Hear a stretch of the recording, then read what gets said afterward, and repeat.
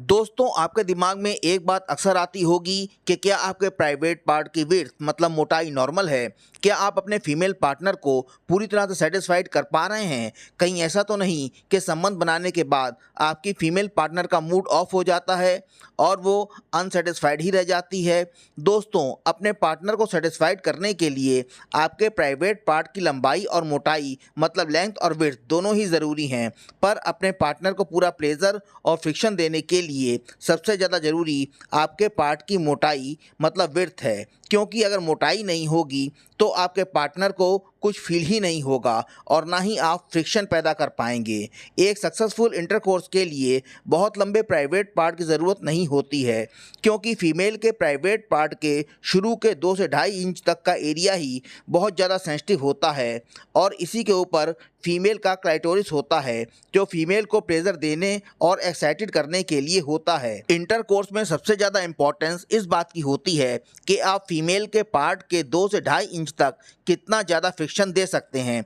अगर आपका private part normal से छोटा भी है तो भी आप सक्सेसफुल इंटरकोर्स करके फीमेल को पूरी तरह से सेटिस्फाइड कर सकते हैं। दोस्तों, अक्सर लोग शिकायत करते हैं कि उनके प्राइवेट पार्ट की प्रॉपर विड्थ होने के बावजूद भी उनके फीमेल पार्टनर को कुछ फील ही नहीं होता और वो हमेशा अनसेटिस्फाइड ही रह जाती है और संबंध बनाने के बाद वो बस उनसे यही कहती है कि मज़ा नहीं आया। तो फ्रेंड्स, ऐसा इसलिए होता है कि आप बिना फोर प्ले किए ही शुरू हो जाते हैं और इससे ना तो आपके पार्ट में प्रॉपर इरेक्शन आता है और ना ही आपका पार्ट प्रॉपर लंबा और मोटा हो पाता है। फोर प्ले से ही प्राइवेट पार्ट में प्रॉपर ब्लड फ्लो होता है और यही वो समय होता है जिसमें आपका पार्ट एक्सट्रीम लंबा और मोटा हो जाता है। दोस्तों, कभी कभी सब कुछ ठीक होने के बावजूद भी आपकी फीमेल पार्टनर असंतुष्ट रह जाती है, क्योंकि आप शुरू होते ही झड़ जाते हैं और आपकी फीमेल पार्टनर शुरू भी नहीं हो पाती। अगर ऐसी प्रॉब्लम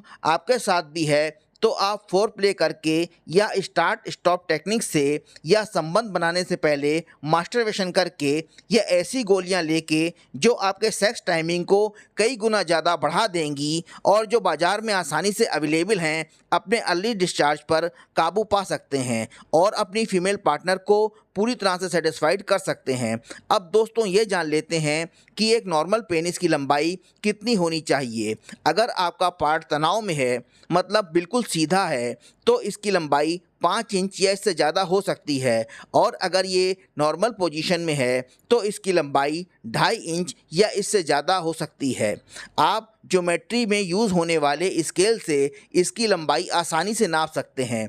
अब मोटाई नापने के लिए आप घर के इंची टेप का यूज़ कर सकते हैं। बस आपको करना ये है कि जब आपका पार्ट पूरी तरह से तना हुआ हो तो आप टेप को इसके चारों तरफ घुमाकर इसकी मोटाई मेज़र कर लें।